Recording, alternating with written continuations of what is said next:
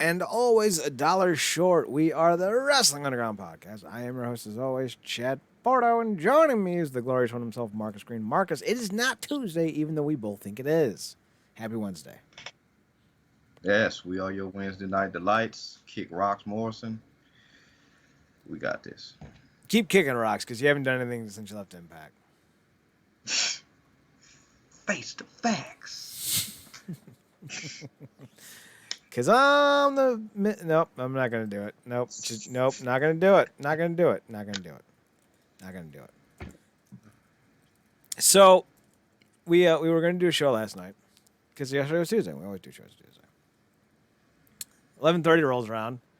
I'm doing work, and I just kind of realized it's not Monday anymore, is it? So I texted Marcus, like, Marcus. Actually, I think it was like 2 in the morning. I realized it.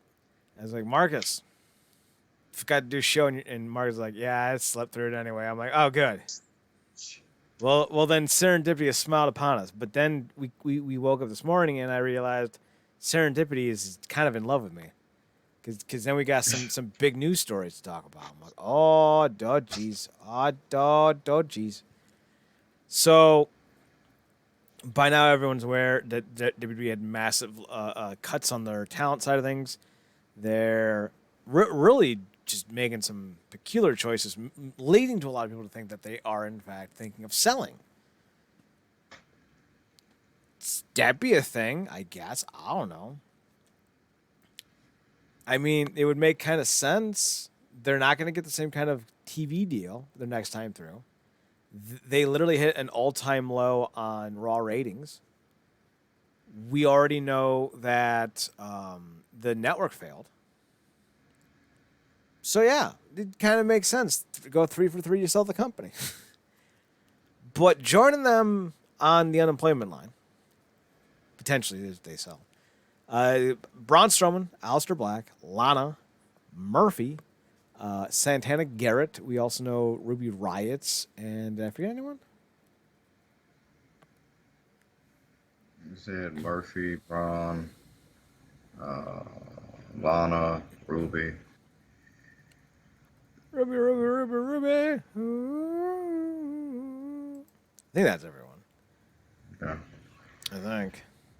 Why can't people just post the whole... No, you got post every single release so you can get the extra clickage. So, Braun Strowman, Aleister Black, Lana Murphy, Ruby Riott, and Santana Garrett via the WWE.com. I remember the days when WWE.com used to actually post news from around the internet. I miss that. I also remember when they used to have a shooting segment with JBL and Michael Cole where they just made fun of people in the WWE, and they aired it as a podcast on WWE.com in 2006 before podcasts were a thing. It was great. I'm going to find that one day. I appreciate you because I don't remember nothing about that. All I remember, we fight on Friday Night Mural. The best JBLism is, if you touch me, I will dig up Johnny Cochran and I will sue your ass. Fair enough. Seems like a pretty morbid idea, but, you do you. So, Murphy, Braun, Black, Lana. Speaking of Black. Of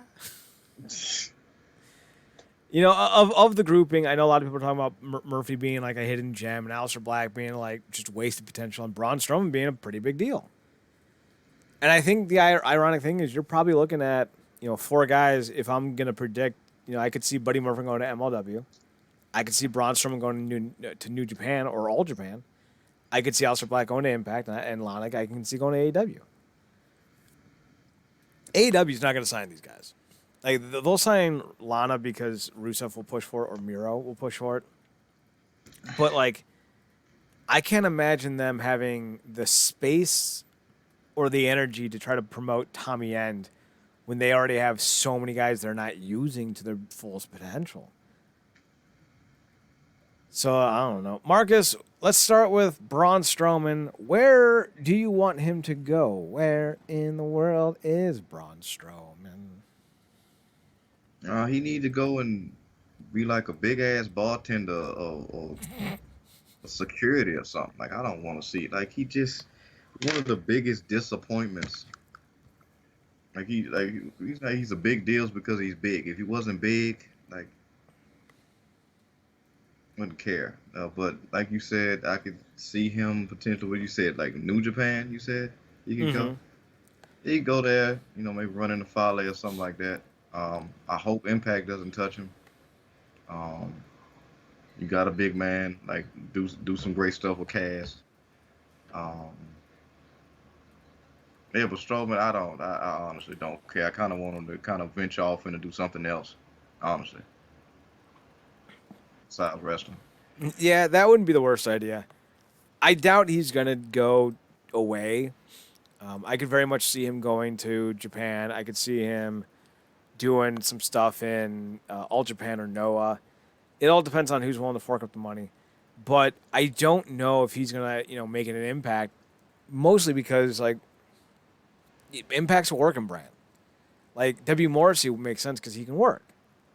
Braun Yeah. Strowman can't work. Braun Strowman's always just like, hey, look how strong I am. Dur, dur, dur, dur, dur. I wouldn't be surprised if he goes straight into movies, truthfully. Because like Kurgan, like he didn't sign with WCW when he got released. He went into movies. And then he became that giant weird thing in 300 with the bald head and the weird kind of like metal Oh, eyebrows. oh wow. Okay, that's the one that almost killed Leonidas. Okay. Yes. Yeah, he's the big hulking rawr guy. I also think Kurgan was in Troy as the guy that Brad Pitt killed in the beginning of the film. I think that was Uh, Kurgan. Jump. He did like a Superman punch with his sword and caught him in the neck. Yes. Let's Yeah. see. Kurgan, pro wrestler. What was his name? Robert Mallet. Let's see what he's been in. Robert Mallet was in 300 as the Uber Immortal. He was in Sherlock Holmes as Dredger. He was in The Big Bang as Anton Prepin. Immortals as the Minotaur. I haven't seen Immortals. A Little Bit Zombie. That's a great name. What is this? He was in The Immortal Instruments, City of Bones. Percy Jackson's Sea of Monsters as Polyphemus and Lars Gonian. That made sense. Sure, those were words. He was in Pacific Rim as Lieutenant Alexei Kadanovsky. I'm not surprised. He was in Dwayne Johnson's Hercules as the Executioner. Deadpool 2 as Sluggo. He was in Becky as Apex. I had never even heard of Becky. And he's been in a slew of television shows, including Haven, which was the show that Edge was in for a while. Dark Rising, American Gods as Balor. He was in Titans as the Ring Fighter. In Faux Hawk. So the episode where Hawk was fighting in the cage fights, I guess that was his opponent. And then he was in Umbrella's Academy and Jupiter's Legacy. So Kurgan, Robert Mallet. So expect to see Braun to go that route, I would imagine. That would be my expectation, I would say. So what about Aleister Black? Where do we have Black Else, going? Or I think he Tommy can go End in. now? Tommy in. Yeah, I mean he can go anywhere. Definitely New Japan, Ring of Honor. I can really see him anyway. Impact. Um, he really got underserved, like specifically outside of. I mean, the last thing he did is funny because Ricochet been tweeting out photos with him, and that was the last time he really did anything of note. Um, and stuff. He is severely underserved, so yeah, I could probably see him. It actually really be cool to see him go to New Japan. Um, I think Impact, New Japan, or MLW would be perfect for him, especially MLW because they really highlight styles. yeah, And with Tommy End versus Davey Richards, it's nothing but kicks. it's Kicks all it's day. yeah, it's weird because like before because all like they was doing nothing with him on the main roster. And I was thinking like, the, why don't they just send him back down to NXT and put him in the ring with Cross? Because they both have those fighting styles and they both have knockout shots. Like it Build up seemed like 4 months to it. Nope, that's not WWE's style. it just it's horrendous missed opportunity. But he really the sky's the limit for him. And if he could go somewhere, and I don't know if she would want to, but if Thea could go with him, that would be great. Make her like a little return to Impact, and see her like as another small little hottie clash with Fire and Flavor. That'll be interesting. So here's how I want that to play out, and this is just for you. Thea Trinidad comes out and talks about how she's been Rosita and she was a former tag team champion and now she's back to reclaim the belt. But she didn't come alone. She brought the only man who's ever loved her. And then all of a sudden you see Anarchy come out. Oh God! and then as Anarchy is walking out, Tommy End just kicks him in the head and Thea's like, "Yeah, I didn't mean him. I meant the other one." Like that would have been hilarious. Oh my. Yeah, oh yeah, that was just for me. Yeah. Yep, that was just for you. Just a little Anarchy for you. Ah. Do you think Murphy's going to become this big thing? Because, like, that's what everyone said when Drew Galloway went to the Indies. They're like, oh, my God, Drew Galloway's going to tear it up. And I'm like, I didn't really see it that way, but everyone seems to love him. And I'm just sitting here going, I don't get it. I Hey, still look, don't man, get it. But Murphy chance- seems to be the next guy in line. The chance to get away from the name Buddy Murphy, Oh, yeah, that alone.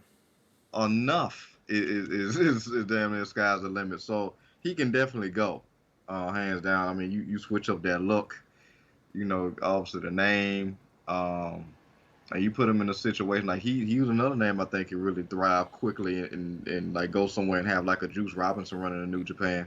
But I think he could fit in, like you said, MLW and Impact as well. Like I said, just depending on what they do. Like I didn't expect Cass to come into Impact like he did, but I'm like, Them promos. yeah, I'm like, where was this? And then it's like sometimes it just take time. It wasn't the right time. See, I think the sky's the limit as well. I'm not as high as on Buddy Murphy as everyone else is, but here's the thing. I thought, what was his name? Something Parker, CJ Parker. I thought CJ Parker was trash. I was like, this nerd needs to go back to Starbucks. Go make me a frappuccino, you dork. And then he goes to New Japan, becomes Juice Robinson. I'm sitting here praying at the altar of Juice every morning, like, there's Juice, charisma be thy name, thy kingdom come, your lines will be quoted on earth as it is in New Japan's ring. Suzuki, because you don't say Aman, you say Suzuki because Minoru is God. Suzuki, and then that's the end of the prayer. So like, yeah, I get it now. Like sometimes a paradigm shift. God damn it, Dean. God damn it. I didn't mean to say that. I wasn't trying to be funny or cute with John Moxley. But sometimes you do need a paradigm shift to kind of see someone for what they can be. I see Buddy Murphy as someone with terrible trunks, terrible wrist tape, ginger hair, and no charisma. Maybe he's the next Jake Roberts for all I know. Maybe he's the next person for Violent by Design. Don't even know because like Violent by Design is actually cool. And I'm thinking of Buddy Murphy, like, what duo he would fit really well on because they would basically be the same person. And Marks would have to like nudge me on the ribs going, okay, I know not all white people look the same, but like those three all look the same, right? And I'd look at him and be like, Marcus, stop being racist. And then I would look at Zach and go, Zach, I can't tell them apart. Who the fuck are these three? And that is Buddy Murphy, Matt Cardona, Kurt Hawkins. Oh my God. The same person 3 times in a row. Like, it's like they started as a creative wrestler and stopped directly at the neck. Right? It's not even, they didn't even get to the neck. They're just like, randomized trunks. Same head. Do it. Like, Buddy Murphy and Kurt Hawkins are literally the same person. I've never seen them in the ring together. You can't tell me that Buddy Hawkins wasn't making double bank for his entire career. He impersonated, he smartest guy in the room. Yeah, I just know wherever you go, he needs to hit hard, whatever you do next, because he'll be known for like having a crap name, and the last thing he did of long-term significance was date Rey Mysterio's daughter. Yeah, he tried to bang an 18-year-old. Like, listen, we've all been there, but most of us weren't 32 when we did it. You damn near need to debut you damn near need to debut taking out Moose or Roosh. I think he would do really well in CMLL. I really do. That's a name we don't really talk about. Well, his partner is still employed in NWE. Isn't his partner Wesley Blake? Yeah, because he's with the yeah. Now Buddy split from Alexa, right? Yeah, they were engaged, I think, back in what 2015, something like that, and they broke up. Yeah, and they ended their engagement in 2018. And now she's engaged again. Uh, yeah, and he had to freaking on-screen date. I'm not gonna say underage, but no, she is under what 16. No, Alea Mysterio, I think, is 18. Okay, yeah, but it was just still weird, and Still not better. to the point where they chunked it off midway in there. I think tried to bring him back as Rollins' lackey, which that was an interesting time for him. But yeah, it's see this looking at this list, this is yet another reason why I miss Lucha Underground. Well, tune into MLW because they're going to be having their own Azteca Underground. So we shall see how that ends up looking like. We also have who else we have? We have Lana, who's pretty much locked for AEW. I don't know where Santana Garrett's going. I could see her going to AEW to help the women's division out. She's a hell of a hand. She's one of the better women's wrestlers out there. And I could very much see Heidi Lovelace, who is Ruby Riott. Yeah, Ruby Riott. I could very much see Heidi Lovelace ending up in Impact. So yeah, same here. You got to at this point bringing in names like James, Lovelace,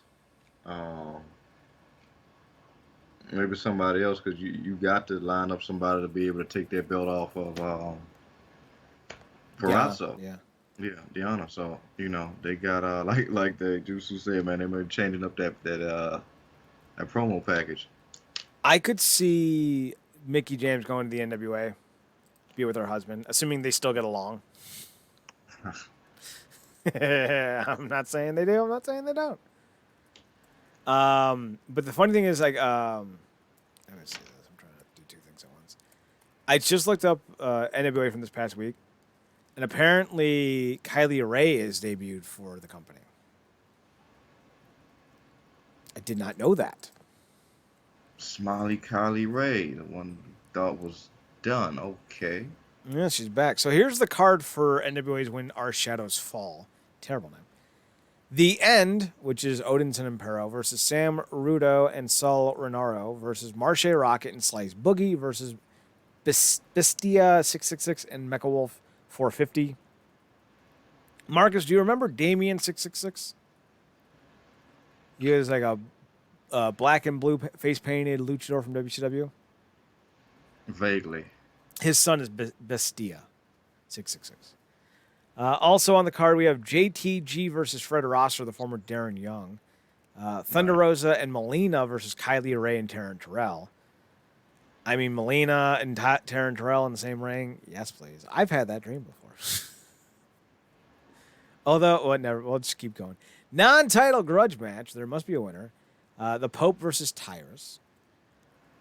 We then have the triple threat for the NWA World Tag Team titles with the War Kings, Jack Stan Crimson, versus the National Champion Chris Adonis and Thom Latimer, as well as the champions Aaron Stevens and Jared Kratos. NWA World Women's Title match, Camille versus Serena Deeb, and the NWA World Heavyweight Title match, Trevor Murdoch versus Nick Aldis. All coming at you this Sunday, June 6th on Fight TV at 4 p.m. Why? From the GBPB studios in Atlanta. So, there's that if you want to check it out. Why the fuck is it out at 4 in the afternoon? Whatever. Speaking of whatever, as soon as I click the right button, Dominion is happening. I think it's June. It's not June 1st because that was yesterday. I think it's the 7th. June 7th. It's going to be the main event of Kazuchika Okada versus, well, I can't remember his name. Your guy, the guy from Dragon Gate. Shingo Takagi. There it is, Shingo Takagi. Does Shingo Takagi fall in I was about to say the heels. Yep. Fall in the footsteps of one Evil and surprisingly get a big world title win at Dominion? Or do we just default back to Okada? I would like for it to be Shingo, because they refuse to give me Goto. It cannot be Shingo. Then make it Uh, Vikoto. I've accepted that while proxy and the IC title being integrated into the new title, technically Goto's been a world champion. But yeah, I'm gonna go with Shingo. But I mean, this is I mean, coming off of Osprey, um, you can't lose in this situation, and the fans certainly are gonna win. So, but I'm pulling for Shingo. Yeah, the whole Osprey thing is even more interesting, mostly because it may not be as serious of an injury, and if that's the case, then if he ends up going to NXT UK, that really makes his entire run in New Japan even more pathetic. You know, and here's the thing, and this needs to be said. When he pulled that same stunt with Impact, everyone applauded him. Because if you don't remember, let me refresh your memory. I think it was 2014. The Wolves had just debuted, and Mhm. Impact was in negotiation to sign Will Ospreay. And they had come to a deal, but he had not put pen to paper yet. He showed up to the arena with everyone thinking in Impact that he was going to sign a 2 to 3 year deal, only to tell them that he's reneging. He's going to do the shows for the tour, but then he was going to New Japan because New Japan had signed him or offered him a contract last second, and everyone's like, "That's pretty damn bush league, man." But everyone's like, "Yeah, you do, yeah, Will Ospreay, you do that." Granted, that was 7 years ago. A lot has changed, but now everyone's like, "Oh, I can't believe Will Ospreay would do that," and to go to NXT UK of all places. So like, I don't know, like, fuck all you who are upset, because like when we were upset, y'all didn't give a damn. Yeah, well, that that's trying to give Impact some credibility, and if you're not punching down at them, then why are you swinging? Is the narrative. So, um, that's always it's always interesting when these type of things happen and people like such and such and go there, such and such and go there. Impact never comes up No, over the majority of it. It never comes up. And at this point, I understand the narrative, but it's like you either want these people to work and thrive or you don't, because what else are you gonna see people like Rich Swann and Moose and Chris Bay and others get shots to actually be world champions? that's very fair point. I think like I'm holding out hope that Impact, because Impact has money. People don't realize it. Impact's parent company just bought an MMA promotion. They got money. I would love it if at Slammiversary we got Samoa Joe, Brian Danielson, Tommy End.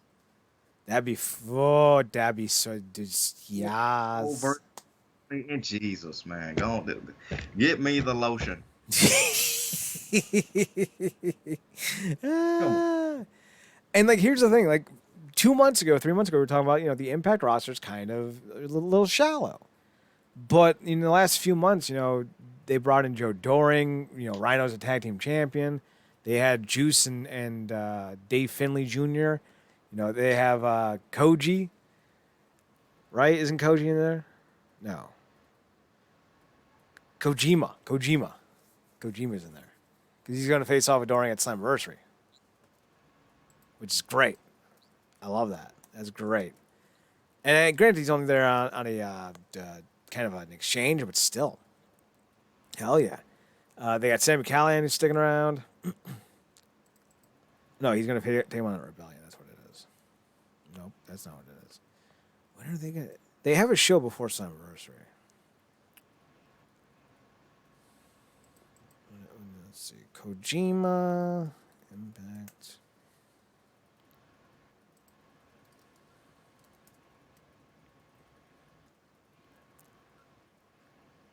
I spelled Kojima wrong. Let's see. How old is Kojima? Is he 50?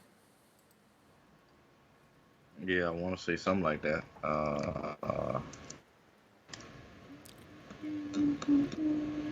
Let's see.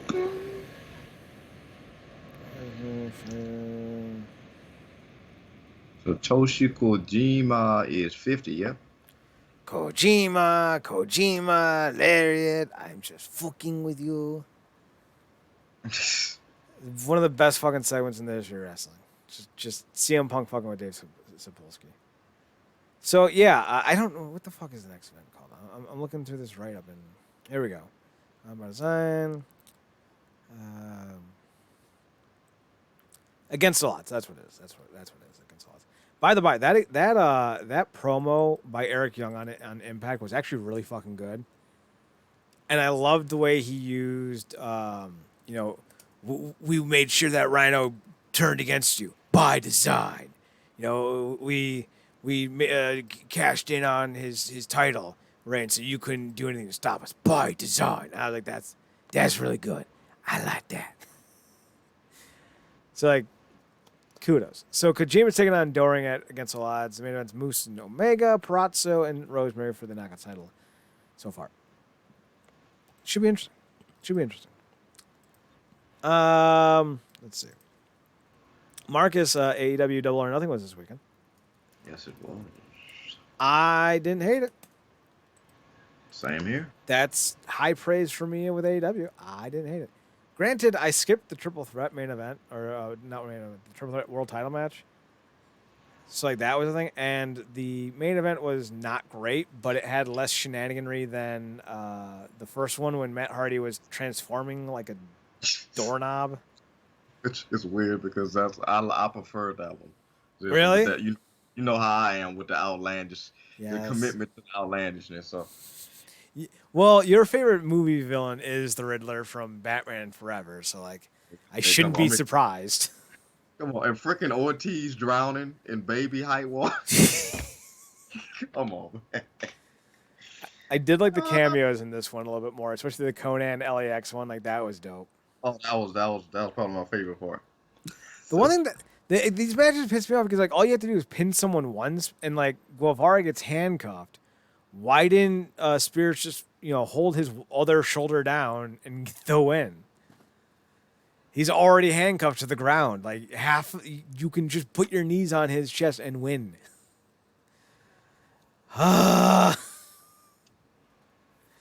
It's dumb. It's so dumb, but whatever.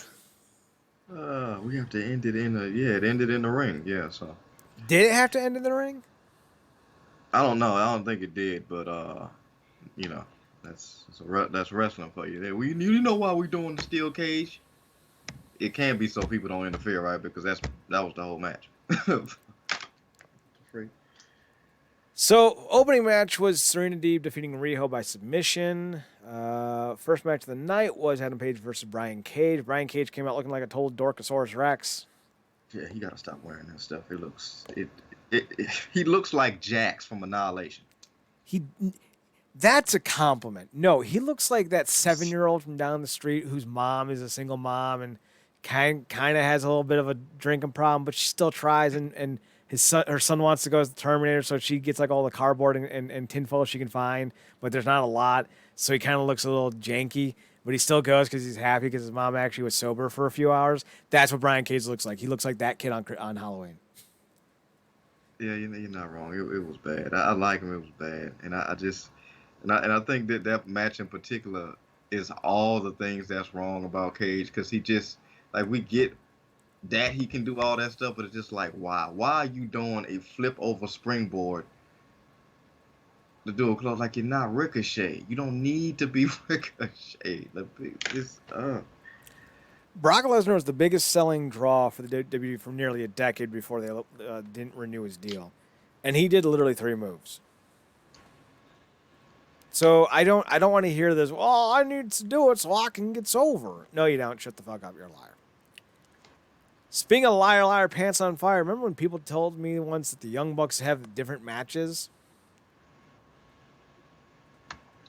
I'm still waiting to see one that's not the same match.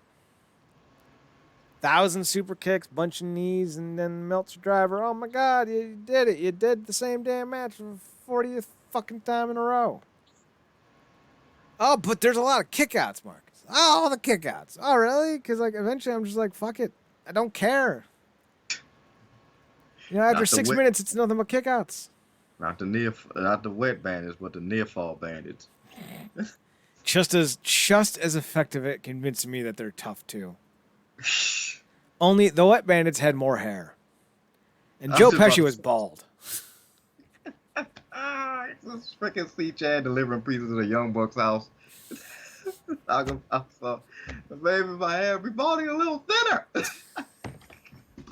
Just driving off on their ass like Kano. Oh, Ah. Hey, you guys want to have a different match? Hey, Dweeb, you want to go away? Sure, I'll go away. But when I do, I'll have more hair when I do it. Just on my little moped. So I liked the match. It was fine, but like, I don't know. The Young Bucks bore me to shit. Like, do something different. I feel like the kid from The Incredibles, like, hey, kid, what are you waiting for? I don't know. Something amazing to happen or something. I don't know.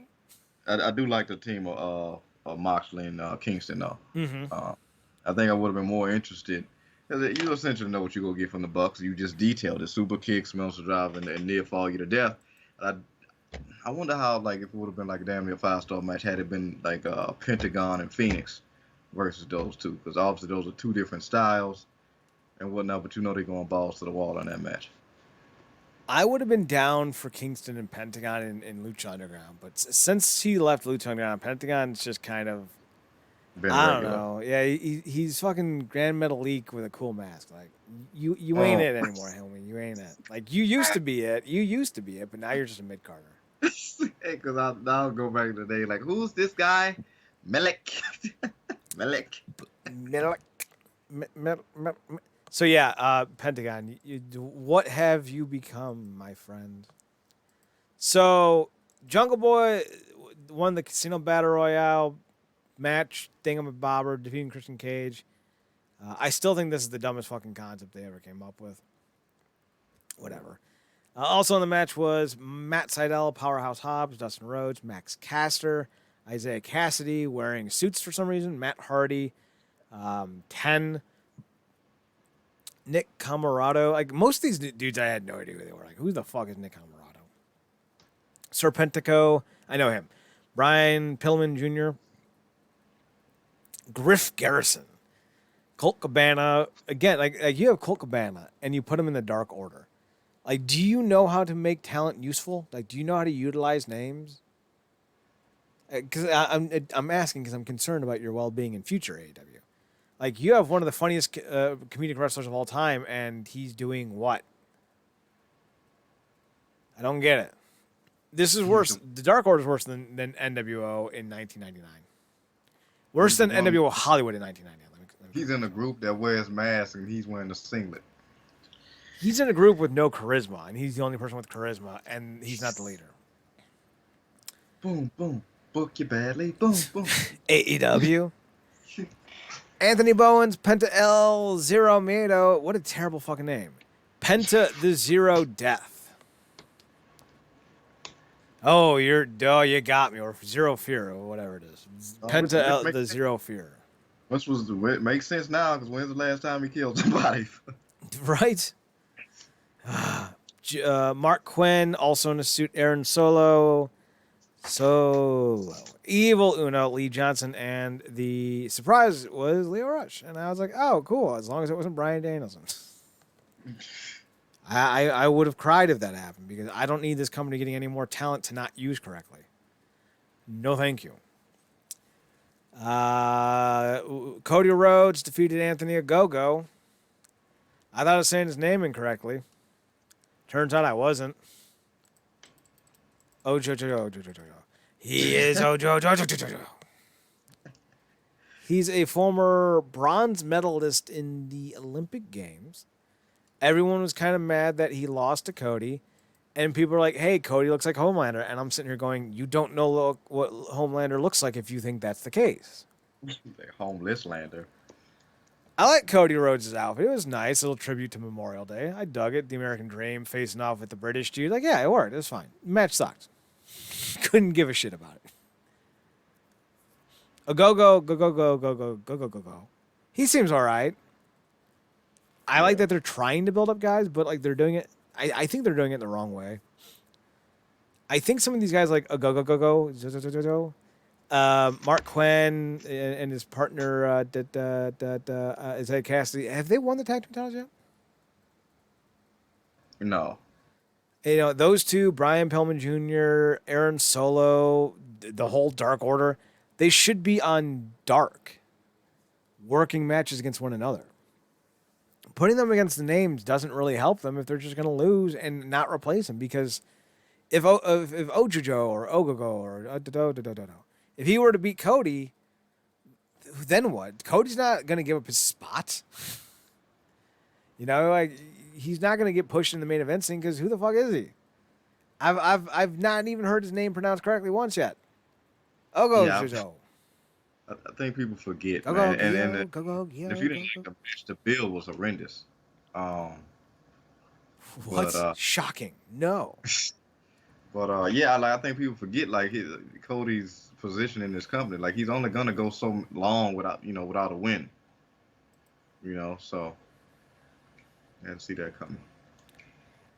You hate to see it, but you know it's coming. You know it's coming. We had a TV title match. It was Mural versus Lance Archer. I was about to say Lance Harper. That wouldn't be correct. This was actually an all right match. I liked it. It was violent. It put Miro over hard. Miro hasn't lost since he debuted in AEW, and he finally seems to have a direction now that he doesn't have that little pissant next to him trying to get him to be his best man or some bullshit like that. That was a stupid fucking storyline and a terrible way to introduce a monster. Thoughts on this one, Marcus? Yeah, I did. This was good. This was one of those JR Slobberknocker favorites. Yeah, this was good. It's just always interesting to me seeing like guys like, cause I think he got it. Where this Jake got the snake that he carries in his bag tossed. Cause I didn't want to be like, oh, Jake Roberts got his snake tossed. But That's a euphemism. yeah, it's always interesting to me to see him getting physically involved because you never know exactly what condition he's in. But yeah, Lancer finally got his hands on him. Obviously, like Miro retained, correct? Yes. So yeah, like this is what they're gonna have to do. But like you said, they introduced him horribly, talking about he's the best man and whatnot. Now he knocked off Darby Allin and he's taking down essentially the other monster in the division. So maybe things going awry and Kaz's thing, he'll run back in the cage or something. Who knows? But he needs to be facing guys like Archie if he's gonna get that debut stink off him. I feel bad for Archer because he's basically taken on the Willie Mack role in AEW. Mm. And the sad thing is, I think he left New Japan thinking that he would be used more properly in AEW. And that hasn't been the case. And it's not like he has more years in him to find a new place to call home and finally get that big one. He's 44. How much longer does he have in him? And he hit a nice moonsault on Miro. Yeah. But again, he's 44. He's 6'8". Like, yeah, it's interesting because I almost felt like in New Japan he was more doing what Miro's doing now there. Yep. I would agree. So then we had Dr. Britt Baker defeating Hikaru Shida, and the women's division got somehow substantially worse. Hey, let's put the belt on the worst wrestler we have. That'll sell tickets. I don't know. I think Britt Baker only got the title because of who she knows. And that might sound like a mean thing to say, but Cody Rhodes himself said, I believe in nepotism, and Cody Rhodes is good friends with Adam Cole. So I'm not going to sit here and apologize for insinuating that, Britt Baker won this title because of who she knows, because she's not marketable. She has no real personality. She's not charismatic, and she's not a great athlete. So, I don't know what the fuck they're doing. Yeah, I mean, I think this was inevitable. They've been building her for the longest now. She got injured in the build, and then she had to take some time off. But they've essentially been guiding her to this title really since the beginning. And then obviously, of course, Shida has had a heck of a run. But, yeah, we'll see. They tried it with Nala, didn't necessarily, I don't know if it went the direction they wanted. Maybe they feel like they can get it done with Britt. We'll see. But again, I think Serena Deeb, had a kick-ass match to kick off the show, and it does feel like that NWA title is those matches are outranking the AEW Women's title. But that's just me. Yeah, we'll see what ends up happening. The AEW women's roster has not been well booked. I don't know if this is going to change anything. I doubt it. But it kind of seems like they defaulted to the person that they wanted to win eventually, and not necessarily the person that they gave the belt to, thinking that it could actually make things better. So, I don't know. The AEW Women's Division is trash. And it shouldn't be. I mean, but then again, Kenny Omega might be too busy playing fucking, video games and shit, so who knows. After that, we got Darby Allin and Sting in an actual tag team match. No cinema necessary. Taking on Ethan Page and Scorpio Sky. I love Sting. This is a great match. I like Darby Allin. He's starting to grow on me. Don't ever chant you still got it at Sting at 64 because he doesn't got it. I love him. 62, my bad. He's 62, my bad. He doesn't still got it, though. 10 years ago, he still had it. 20 years ago, he still had it. Don't still have it. And that's fine. He doesn't need to have it. He's goddamn Sting. He shows up. He pops a number. But let's not confuse Sting in 2021 and Sting in 2006, because they were literally 15 years apart, and Sting in 2006 was still pretty damn good. Sting's all right. He's fine. But every time he does something, I cringe because I'm like, is that his neck and back? Is that his neck and back? Did his neck and back go out? Oh, no. Before Stinger splashed and missed it, I was like, oh! Yeah, so man, it's not good. That one, I'm glad you brought that up because that one really irked me because, who was it? Scorpio was in the corner, or Ethan was in the corner, I forget.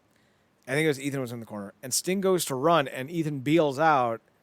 And then, like, after Ethan is already in the other corner, Sting then jumps. And I'm like, you saw him leave. You could have stopped.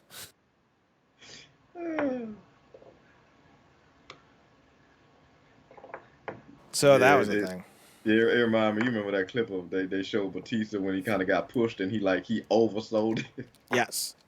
Just did a backdrop bump or back bump. Just dropped out. Yeah. Sorry, I had to get something to drink. Yeah, so yeah, it was cool to see the fans respond to Sting like they did. He basically was the highlight of the match. Yes, he was. I am starting to grow on Darby Allin. I was never a fan of his girl. She was not great. So I'm glad they broke up. Who we talking about Priscilla? Yeah, not a fan. Yes, the pisser. The pisser? Okay, wait a minute. Did she pee or was it all she did the she did the tampon. Yeah. Yeah. The pisser. Pisser might have been an improvement. I mean, she's not unattractive, mind you. She's just, I don't know, gross. Fucking disgusting. Jazz, like, I do weird all day, but you unsanitary. Right? Like, weird is fine. Crazy, sure. Kinky, we'll talk. Unsanitary? No, homie, no. Do you know? So I've been making a lot of food lately. I made pulled pork in one of those Instapots. Do you have an Instapot? No, but I do love pulled pork. So real easy. I think they're actually pretty affordable too. It's steam and compression. So like you have to like decompress the steamer when you're done, and like it shoots out steam like a fucking rock. I'm like, oh my god. But the pork was amazing. And today I made chicken. Well, here's the thing about me. I don't always like making my own food because I have this thing with my hands where I don't like my hands covered in stuff. It's like a tactile thing. Like I need to be able to feel like my fingers as needed. So like I don't like getting meat juice or whatever on. Like I'll make things. Like don't get me wrong, but like so like when I'm cutting meat, I'm always washing my hands like after every time I cut something because I'm like, eh. It's not that it's gross. It's that the feeling just bothers me, and like it takes away from my ability to feel on my fingertips, and I don't like that. So I don't like wearing gloves. It's a whole ordeal. Oh wow.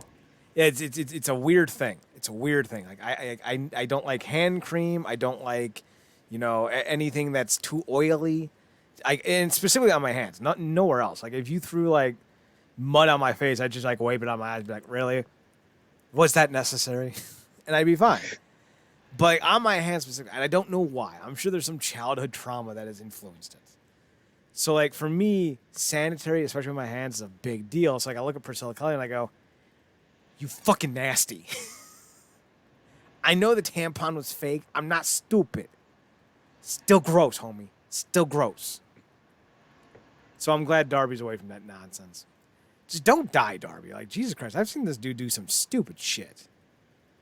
Yeah, that coffin drop. Look, man. We talked about head injuries extensively on this show. Giving your head away like that. Come on, man. Right? Like I cringe now when Kofi does that faith drop, but he does it knowing like he kind of does it with a bit of an insurance. That coffin drop is just even if you nail it, it's like you can still after all it takes is one shot to the back of the head, you out of here. So it's like Mm-hmm. It is a rough idea to go with, and I would not suggest doing it. But he's going to, so whatever. Now, I didn't see the Pac Cassidy Kenny Omega match because like this was just everything I don't want in wrestling. Like, I get it. Pac's like supposed to be like really good in the ring, and that's cool. But also, like, stop telling me he's charismatic because I don't believe you. I just don't. Orange Cassidy's kind of cool. Kinda. And like Kenny Omega, yeah, like he wasn't losing to one of these dorks. Like I knew that. It's like why bother watching? I hate that. Like don't give me a match I know the guy's gonna win at. I'm not gonna fucking care. But Marcus, did you see the match? And if you did, how did you like it? yeah, it was cool. It was cool, like you said. The ending was never in doubt, but I think they did a good job of making you feel like it could go a different way with the match, specifically with Orange Cassidy, who I think a lot of people have been pulling for a while to see if he was going um, to be that guy to finally get the belt. Which I feel like maybe eventually they'll go that way. I don't know if he's necessarily in that position yet, specifically with guys like Omega and I don't know who takes it off. I know a lot of people been calling for Paige, but to me, he severely cooled off. Um, so we'll see. But yeah, they're not taking that thing off Omega for a while. So I just know he has one particular strap that he needs to drop immediately. Well, we'll find out if that happens soon enough because the Moose and Omega square off at what was it against all odds. So we'll see. Then the main event: Jericho, Hager, Sammy Guevara, Santana, and Ortiz took on the Pinnacle. Was the Cash Wheeler, Dax Hardwood, MJF, Sean Spears, and Wardlow. I don't get Wardlow. I still don't. Another guy that Cody Rhodes faced and beat. He is from Ohio, so I guess that's something. I don't know. Are you a Wardlow guy? Yeah, he's cool. I think obviously playing that he can only do so much in this subservient role to MJF, but I think he has some potential. He showed it in that match with Cody. So So he fucking jumps onto the back of a golf cart. And I don't remember who it was. I think it was Shivani said, "Oh my God, look at that athleticism. It's a 2.5 foot jump. I could do that." it is like he did the Morrison parkour run that he did all those years ago, Right? just Like, through the edge area. Like, oh. what are you talking about, man? What are you talking about? Stop it. The athletic. He took a step. Well, to be fair, the skill on, as Jericho calls him, that probably do look like that. So skill on might damn near kill himself trying to do that. Very possible. And I will say this: I've been a long time Jim Ross defender. I don't know if he doesn't like the product, if he's just waking up from his nap. But he was awful on Sunday. Just awful. Like he didn't know half the thing that was going on. He didn't know half the people. It was bad. Yeah, I think he's still. I think he's always trying to find a mix. Because to him, if it ain't broke, don't fix it. And sometimes simplicity is best course of action. So for him, with a lot of this outlandish stuff, like he either commits to it fully, or he kind of spends most of the time critiquing stuff like, why did he do that? Why didn't he do that? And I don't think he can help it Mm-hmm. because it's so ingrained. He's seen so many different eras of wrestling, so many guys, and you kind of like Cornette in a certain way, where it's like, look, this is stupid. I can't, I can't. What am I watching? And I think sometimes if he's in the mood for it, he can go along with it. But I think because the damn show was 4 hours, Mm-hmm. it's like it's only you're asking a lot, So, but I don't know if he was like that the whole show because I highlight clip the entire show, so. The stuff I saw, he seemed almost disingenuous at times, and he hasn't always liked the product. So I wonder how much of this is him checking out. Because like with a striker with Impact, and by the by, I hate that Matt Striker had personal business to finish up, so he had to miss a set of tapings. Because fucking Josh Matthews, ugh. But like, Matt Striker goes like, well, he didn't get all of that kick, so what he needs to do is reset, and just like he actually did, like just like that. Like he always kinds of like leaves an opening story wise in the movement, so that if they have to readjust or reassess something that they can. Because if you ever watch like an actual MMA fight, a lot of guys miss. Like missing punches and kicks is a big deal. Like, it happens, and no one expects you to land everything. No one expects you to be able to pull off every move perfectly. But in pro wrestling, you do. And Matt Striker takes that kind of idea of allowing you to, make your mistakes. Maybe don't hit exactly as you're supposed to, but leaves you open for a announcer cover, if you will. Like he gives you that blanket of security. Like I will make sure the audience at home doesn't see you as anything but great. And he does a great job with that. But Jim Ross is kind of like, I'm hanging underneath the trapeze. There's no net, so if you fall, I ain't catching you. So like it's a very different approach that the two have. And I don't know if that's intentional or what, but Maybe that's just the years, man. Because like even as long as Matt Striker's been in, like I never feel like even if he says something that's like nonsensical, or like if he pulls like a freaking Ronaldo, you never don't feel like he's not a fan of what he's watching. Like this guy's 100% a nerd for this stuff, and even if like I said, even if he's not making no sense, he's excited all the time for. I think mm-hmm. JR's been, like I said, he's been in it so long. It's like I feel like he be in that scene like in Wild Wild West when Will Smith was playing a stripper, and I was excited. Loveless was, and then the fireworks started going off. I feel like JR be sitting there like you can't make a rocket come out of your ass. He had a pyrotech. He had a pyrotechnic bra. Like yeah, sparkler bra. Like yeah, okay. But what about the rocket though? It's like okay, Jr. I feel like the roster probably want to. Some guys might want to say something, but it's like it's Jr. Like it's too much respect. And what are you gonna say to Jr.? Like he's so I mean, I'll tell him to his face, homie, either get into the product or get out. Like he's great. I love him. I do. He was a fantastic announcer in his heyday, but he very much feels checked out nowadays, and I don't know because like he's had his run-ins and his issues with the company, with yeah. the booking staff and some of the wrestlers. So maybe he just doesn't fit with the idea of the company anymore. And if that's the case, just let him go. He can go call XFL games next year. It's cool. No one's gonna blame you. Speaking of blaming you, the Inner Circle wins, and yeah, okay. It was the thing. It was fine. Solid show. Nothing great. Nothing terrible. Has my Yeah. appetite whetted for Against the Odds, however. Yeah, I mean, look, it was damn good to see that live crowd back. I mean, everybody, felt like a big deal just because, the crowds, people just happy to, be in front of a live audience again and just be a live audience again. So it was cool to see that back. But like you said, I am geeked up for Against All Odds because even without a crowd, man, they've been putting on, that roster continues to put on some hella great shows. So coming off of that momentum of that last one. Definitely looking forward to this one. Hopefully, this is the one where we get the main strap back. Because I just love how Callahan and everybody's tweeting like, "You have something that doesn't belong to you." It's like it doesn't matter if I'm not in a match. I'm going to get it back. So I love that mentality. It is making for some interesting conversations. It's actually going to be taking place on the night of Zach's wedding, so I'm going to have to watch this Sunday or Monday. So we'll see. We'll see how it goes. Other AEW news, they fired their announcer. Actually, we'll get to that one. Mark Henry signed. Yay! As an announcer. What? I don't know, Marcus. I feel like signing Mark Henry for a role as an announcer It's kind of like signing Buddy Murphy to be a charisma coach.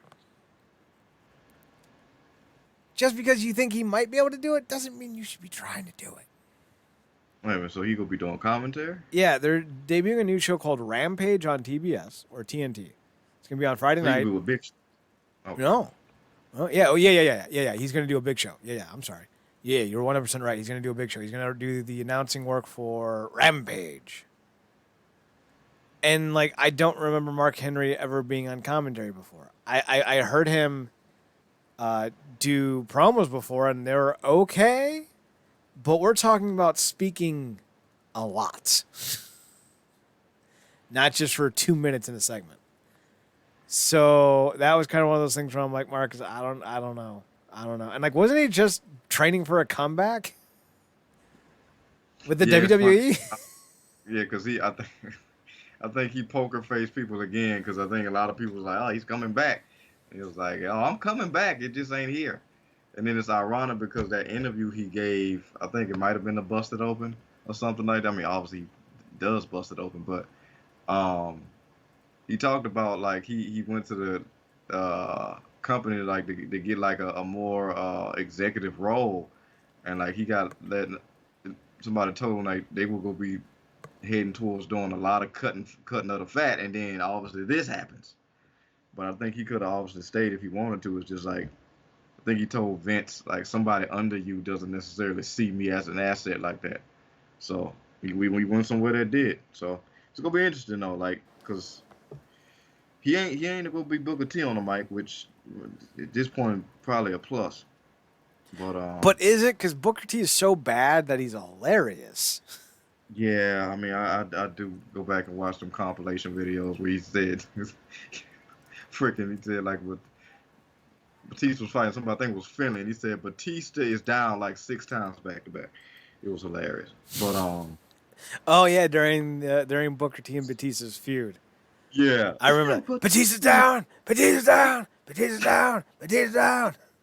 They're like, well, such and such and such. Yeah, but Batista is down. In my home country of Africa. But it's yeah, it'll be interesting to see what they do, man. Obviously, I think they definitely paying these guys a significant amount because you got to give them a legitimate reason to leave WWE besides the creative part of it. So we'll see. I'm not necessarily looking forward to like a third show, but maybe they can do something more interesting than what they're doing with Dark. So, because I feel like Dark is the people that we talk about all the time. It's like, what the freak are they even there for? So maybe they can do something with Rampage. Who knows? So the crazy thing is, with Mark Henry, I'm thinking to myself, what if Mark Henry and Big Show end up doing a tag team? I'd be down for that. I know he's 49, and I think Big Show's 48, but still. Yeah, man.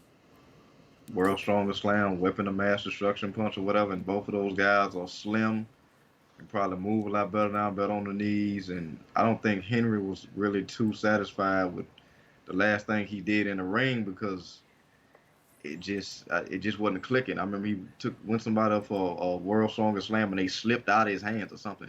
He's a perfectionist in that regard, being with that weightlifting. So, you got to be his own worst critic. Yeah, I could see that. It's kind of crazy to think that Mark Henry was with the company for 25 years. That's ridiculous. Oh, man. Yeah, that is crazy. How long the Undertaker been with him? Over 30, because he debuted in 30 exactly, because he debuted in 90. Wow, that's crazy. Retired in 2020. So, and Mark Henry, I think, debuted either in 95, which would have been 26 years, or 96, which would have been 25 years. So, one of those is right. Next up, we have the firing of Willie Arbina. I got it right finally. Yay. So apparently, Willie Arbina, who was a former WWE announcer as well, does the Spanish commentary for AEW, and for some reason thought it was a good idea to mock Shida. I think it was Shida. She was the former champion, right? Yeah. Oh, Shida, yeah. Yeah. Mock Hikaru Shida's accent, I guess. And I was like, what? Why would you do that? and he got fired for it. Not a lot of people are talking about it, and I don't know why. Kind of a big deal. Marcus, Willie Arbina, douchebag or douchebag? Douchebag. Yeah, but that was you the Spanish announcer and you're mocking the accent of a female Japanese performer. Kind of a dumb kind of idea. Well, I mean, what were you bored? Like what? Like they just that was just not smart. And in this era where you can't, that's just the beginning. I feel like stages of what you can do. Like it feels like petty theft, almost in a way. But that was just because we know how hypersensitive everything is. But that was dumb. That was just dumb. So the whole thing went down like this.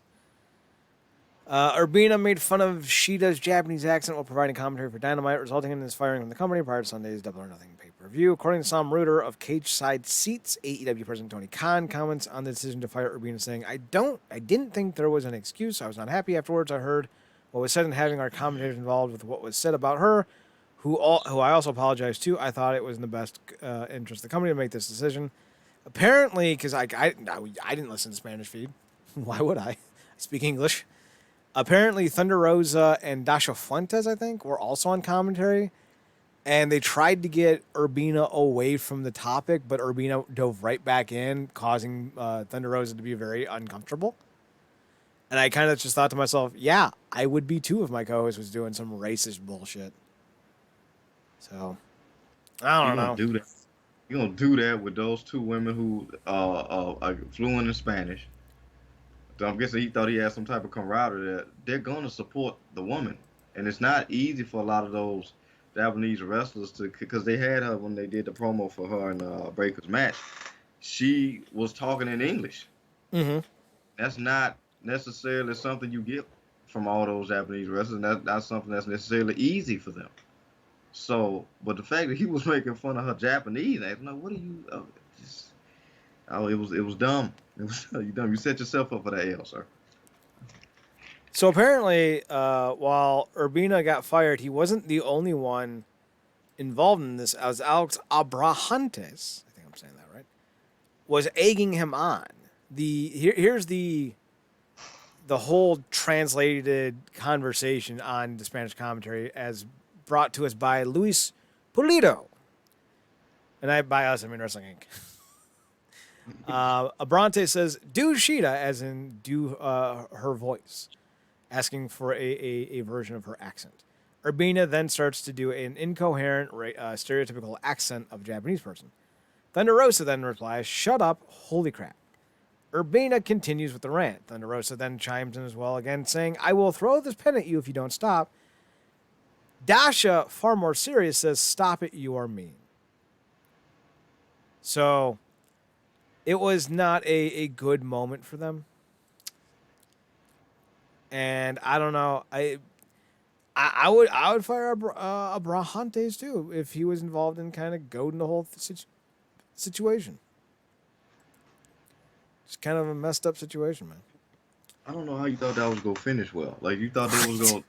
You thought those two women were gonna join you or something? Like they weren't gonna support these women, regardless of what how we say about the roster being booked. These women certainly support each other because a lot of wouldn't necessarily be getting the opportunity that they're getting in AEW elsewhere, and they know that. So I mean, it's like, oh man, that's dumb. And then like you said, I thought a guy too, because like I'm pretty sure he feel like he's safe because he egged him on, which is probably why like. He would have did it, but he's aware of what could come with it. Mm-hmm. But the fact that he egged him on, and I wonder did he continue to egg him on when Dasha and obviously Thunder Rosa. Dasha, yeah, thanks. Dasha and Rosa told him to shut up. I guess he thought they were playing. Like I don't. The Thunder Rosa's never come off to me as somebody who plays about something like that. Yeah, Thunder Rosa doesn't play like that, period. All right, so let's see. Anything else we got on? We had a release from AEW. Awesome Kong is gone. Kind of shocking. Yeah. Mostly because we thought she was already gone. Yeah. Marcus, Awesome Kong. Do we want to see her pop up in anywhere? She is 43. Yeah. Do we think she has something left in the tank? You can never say never in this particular sport, man. And with unfortunately Glow having come to an end, and I don't know if she has any other acting projects on the horizon. She may want to, get back in the ring and um, maybe step back in Impact or somewhere else and just do a little bit here, a little bit there. And I think Impact might be a place to do that on a short term run, if you will, kind of like we saw with Jazz. But who knows? Like I said, we've seen her step away from wrestling to be a mom and do other stuff, and obviously, she did Glow, so her goals might be elsewhere right now. I don't know why she was not necessarily as active as I guess we assume she will be in AEW, but maybe an interview. She'll do an interview and kind of clear things up. But it will be cool to see her maybe pop back up in Impact and maybe kind of put somebody like Havoc or somebody in their place, or maybe scared Deanna for the title or something. I would like to see her and Jordan Grace. Oh yes, yes, yes, yes. She actually already did a thing with Havoc back in the day. Oh, okay.